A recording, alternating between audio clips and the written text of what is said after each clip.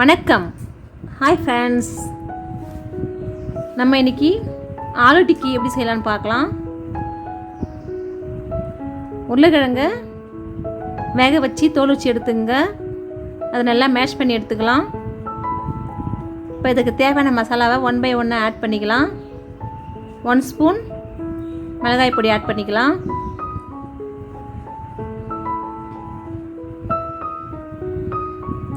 ½ spoon ஜீரக பொடி,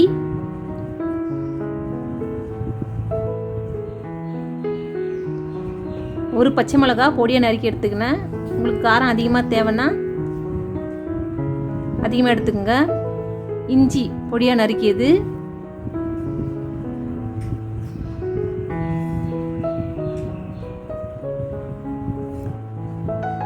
கொத்தமல்லி தழை பொடியாக நறுக்கியது,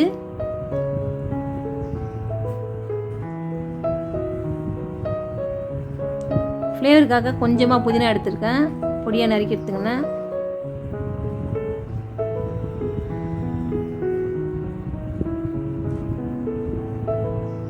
ரெண்டு டேபிள் ஸ்பூன் அரிசி மாவு எடுத்துக்கினேன்.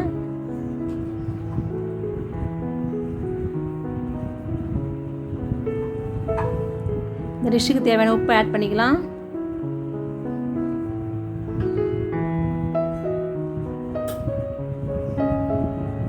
இதை நல்லா கலந்து விட்டுக்கலாம் ஒன்றோட ஒன்று.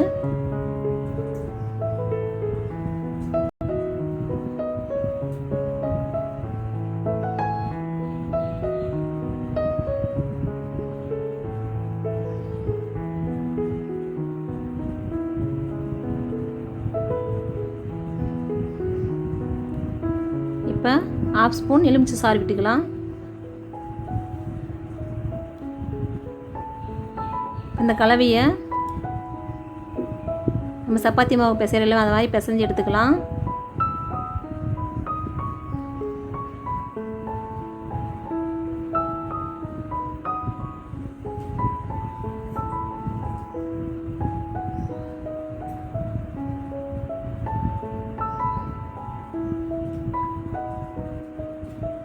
டோ ரெடி ஆயிடுச்சு. இப்போ நம்ம இதை சின்ன சின்ன உருண்டையாக பிடிச்சி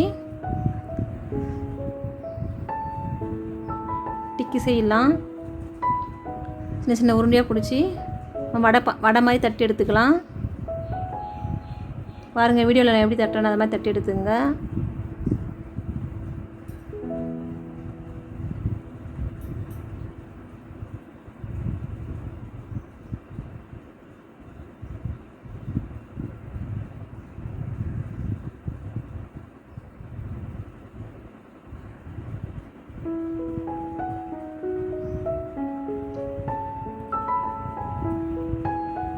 இந்த ஆலு டிக்கி ஈவினிங் ஸ்நாக்ஸ் சூப்பராக இருக்கும்.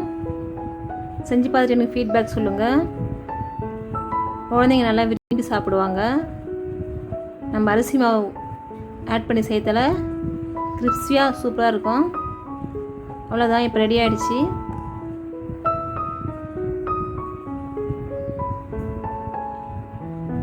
இப்போ நம்ம ரெடி பண்ண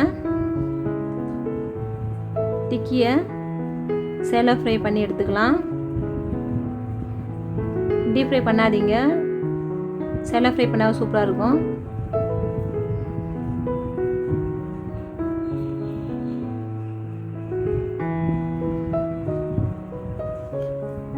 இப்போ இதை திருப்பி விட்டுக்கலாம்.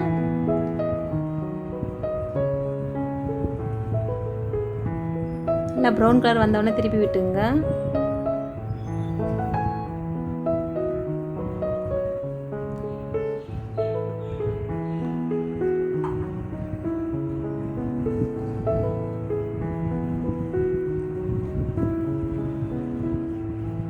அவ்வளோதான், ரெடி ஆகிடுச்சு. பார்க்கறதுக்கே ரொம்ப அழகாக இருக்குது பாருங்கள். இந்த ஆலு டிக்கியை பட்டாணி மசாலா இல்லைன்னா சன்னா மசாலாவோட தயிர் சேர்த்து சாப்பிடுவாங்க. கொத்தமல்லி சட்னி, டொமேட்டோ கெச்சப் எல்லாம் சேர்த்து சாப்பிடுவாங்க. நம்ம குழந்தைக்கு கொடுத்தா டொமேட்டோ கெச்சப் கொடுக்கலாம். நான் இன்றைக்கி வீட்டிலே ரெடி பண்ணி வச்சுருக்கேன் சட்னி. இந்த வீடியோ பிடிச்சிருந்தா ஷேர் பண்ணுங்கள், லைக் பண்ணுங்கள், கமெண்ட் பண்ணுங்கள். தேங்க்ஸ் ஃபார் வாட்சிங்.